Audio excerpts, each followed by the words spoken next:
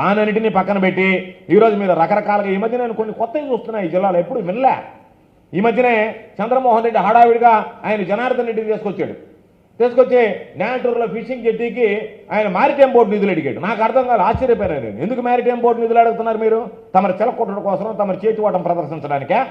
జగన్మోహన్ రెడ్డి గారు ముఖ్యమంత్రిగా ఉన్నప్పుడు నేలటూరు ఫిషింగ్ జెట్టీకి సంబంధించి కృష్ణపట్నం పోర్టు కంపెనీ లిమిటెడ్కి ఆ రోజు 25 కోట్ల రూపాయలతో పనులు చేపట్టమని అడిగాం. 25 కోట్ల రూపాయలతో పనులు చేపట్టడానికి ఆ కంపెనీ ముందుకు వచ్చింది. దానికి సంబంధించినటువంటి సిఆర్జీ పర్మిషన్స్ ఇచ్చాం, ఎన్విరాన్మెంటల్ క్లియరెన్సెస్ తీసుకొచ్చాం. ఆ రోజు మ్యారిటైమ్ బోర్డు మీరు ఇచ్చినటువంటి ఎస్టిమేట్స్ని ఆ రోజు పరిశీలించిన తర్వాత మీరు పనులు ప్రారంభించండి అంటే దాదాపుగా ఈరోజు ఆ ఫిషింగ్ జెట్టి పనులు పూర్తయ్యాయి. డ్రెడ్జింగ్ తప్ప మిగతా అంతా పూర్తయింది దాదాపుగా.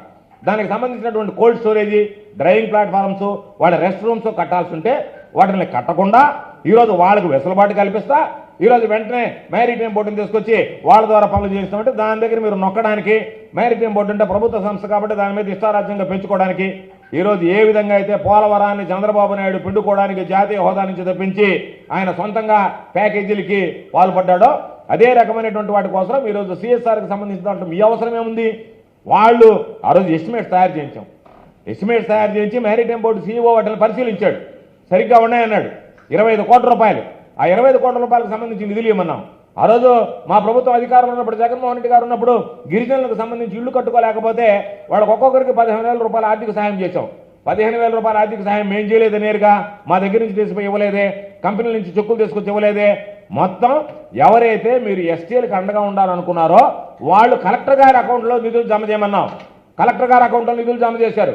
కలెక్టర్ గారి అకౌంట్లో నిధులు జమ చేసిన తర్వాత గృహ నిర్మాణ శాఖ అధికారులు వచ్చి అయ్యా ఈ ఎస్టీ గిరిజనులు ఇల్లు కట్టుకుంటున్నాడంటే వాళ్ళకి 15,000 ఇవ్వమంటే కలెక్టర్ గారు చెక్కు రాసి ఇచ్చాడు.